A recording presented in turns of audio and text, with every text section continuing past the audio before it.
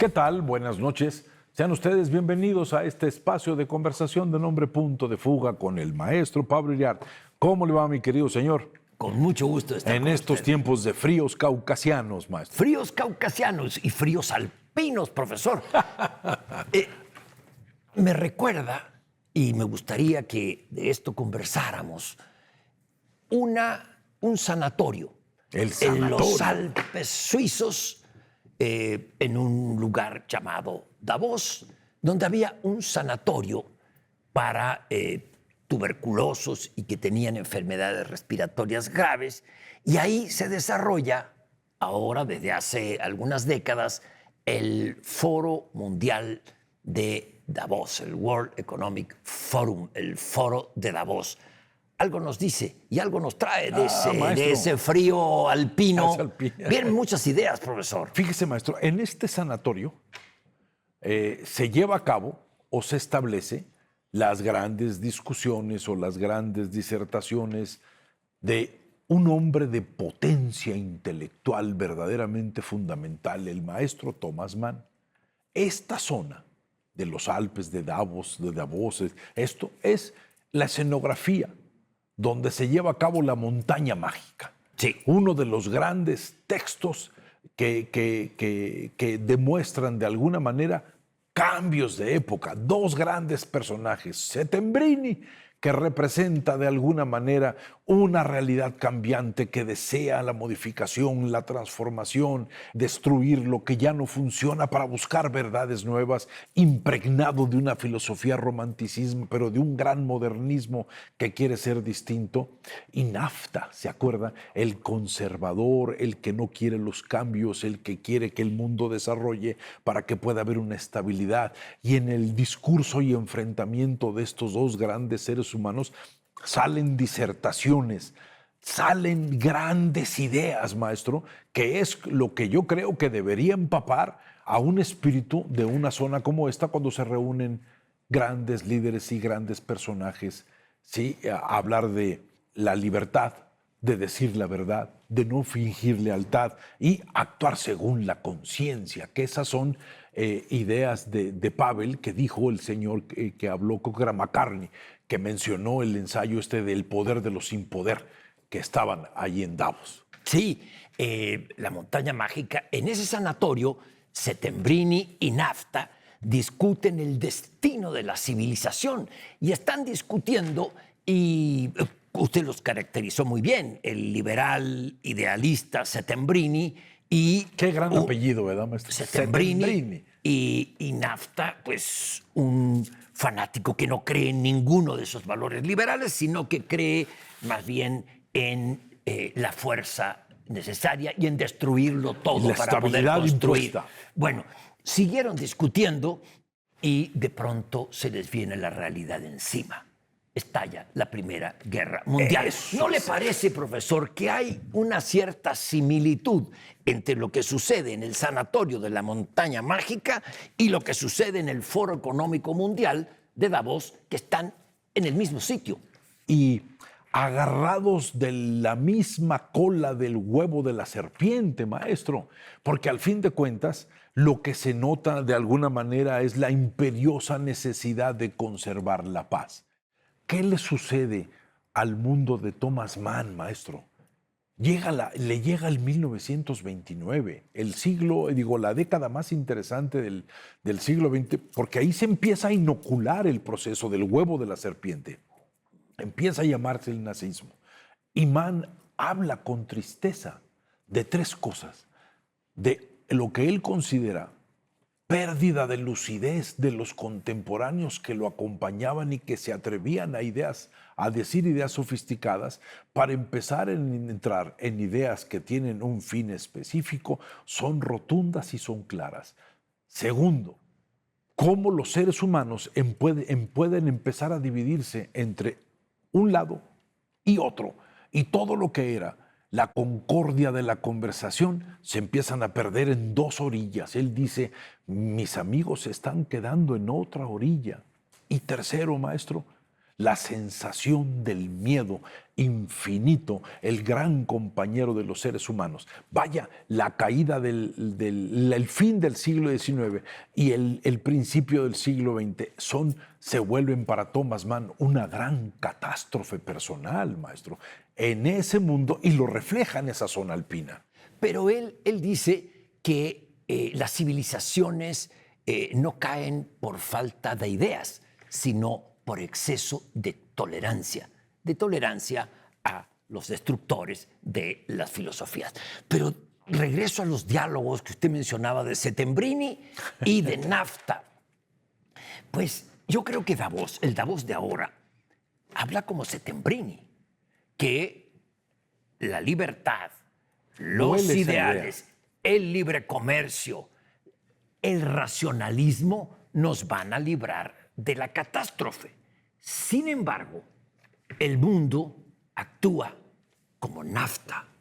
Las instituciones internacionales están resquebrajadas. Perdieron credibilidad. Sí. Que eso es lo peor que te puede pasar. Están fracturadas, no valen mucho.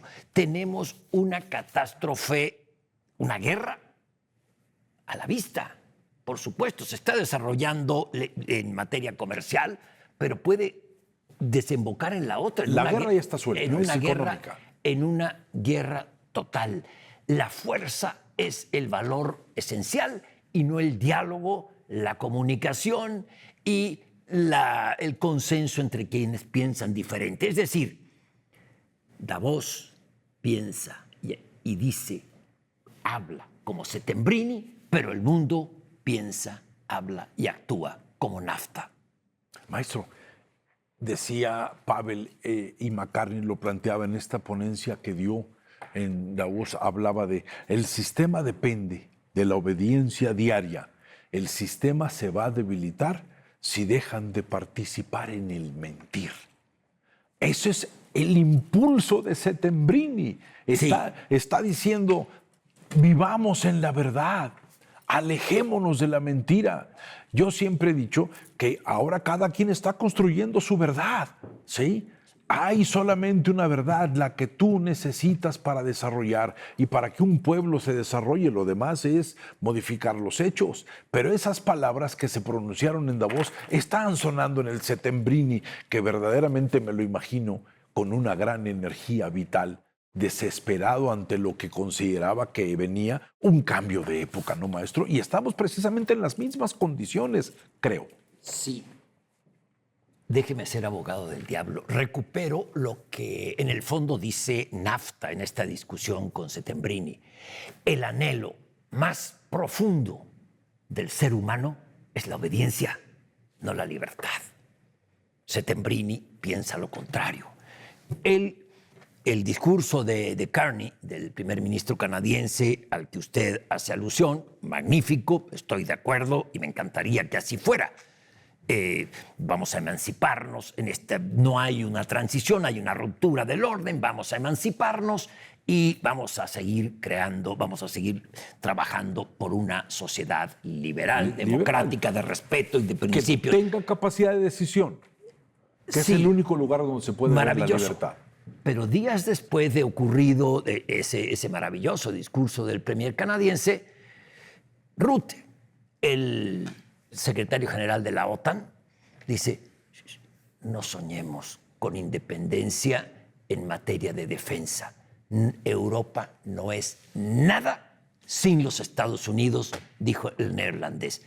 Es Nafta el que habla y es la realidad, profesor. Compare las cabezas nucleares de Rusia con las que tiene Francia y con las que tiene Gran Bretaña, que son el paraguas de Europa. No, profesor. El realismo. Ahí está la discusión que se desarrollaba en el sanatorio y la realidad, el mundo, que iba por otro lado. Ahora es lo mismo, creo. Precisamente usted tiene toda la razón. Realismo contra modernismo es lo que está moviendo la montaña mágica, es lo que está moviendo el pensamiento de Mann. Y Mann sabe que uno puede permitirse la crisis personal, pero con respecto al mundo social, Tu mundo interno tiene que, de alguna manera, estar subordinado y no al proceso de la obediencia, a la serenidad, porque el factor de la vida social necesita otro tipo de impulso, maestro. Profesor, le hago una pregunta. Trayendo Thomas Mann, Davos, a México, ¿no le parece que también estamos en muchos foros discutiendo sobre un país ideal, lo que va a ser, lo que debería ser, mientras la realidad avanza en la destrucción de las instituciones, la normalización de la violencia, y a eso lo llamamos cuarta transformación? Es pregunta, profesor. Mire, maestro, lo que yo considero con los foros es que hablar de lo que va a suceder puede ser de alguna manera algo que se desvanece, porque lo que te agarra para poder manejar un análisis es cómo está tu presente. ¿Sí? Hablar de todo el tiempo de futuro es peligroso, porque lo que te determina es el presente. Se debe hablar de porvenir. Y el porvenir es lo que tienes en el presente, con los cambios que te vas a atrever a hacer, con las cosas que no funcionan para poder realizar. Y el presente se vuelve la capacidad de poder aceptar lo que Jung dijo: eres lo que haces, no lo que dices que vas a hacer. Y también, eso lo decía Jung. Sí, y también lo dice Sándor Márai. Uno es lo que hace. Por ti habla tu vida misma, no tus palabras. Exactamente, maestro. Pero qué interesante, ¿no? Sí. Suiza, Davos, 2026. Oiga, profesor, ¿y no le da una nostalgia enorme al oír esos diálogos como el de Settembrini con NAFTA, o al oír lo que dicen algunos estadistas en Davos, con la pobreza intelectual de muchos gobernantes en el mundo, que son reflejo de sociedades narcotizadas por el populismo, por la frase rápida y por el desinterés en el estudio, en la lectura y en el pensar? Eso, maestro. ¿Qué pobreza estamos viendo? Intelectual me refiero. Al fin de cuentas sería la crisis de la palabra estadista. ¿A qué le llamábamos estadista? A una conjunción de ideas que tenían una parte filosófica, una parte sociológica, una parte pragmática, que era la parte política, y después el hecho de saber ejecutar. Ahí está. Porque hay muchos. La palabra, el dominio de la palabra y la claridad de ideas de Barack Obama, por ejemplo, me parece casi inigualable en estos últimos años. Pero el desastre que dejó, él fue el que empezó a retirar a Estados Unidos, a empequeñecerlo. Él creó el caldo de cultivo para que ganara Trump. Pero usted oye a Obama y lo aplaude de pie, yo también. Sí, maestro. Pero no son capaces de ejecutar. Ahí hay una disociación, un divorcio importantísimo. Ese verbo es a donde debe todo acabar. En la palabra, en el verbo ejecutar. Sí. Eso está siendo nuestra desgracia. Maestro, y tenemos que ejecutar, terminar el programa, porque el tiempo nos llega. Pero gran tema, una manera como de tratar de ordenar que siempre las cosas vienen de algún lado y nuestro espíritu de libertad viene de algún lado. Y nos veremos aquí, en este espacio de conversación de nombre Punto de Fuga, con el gran maestro Pablo Llanos.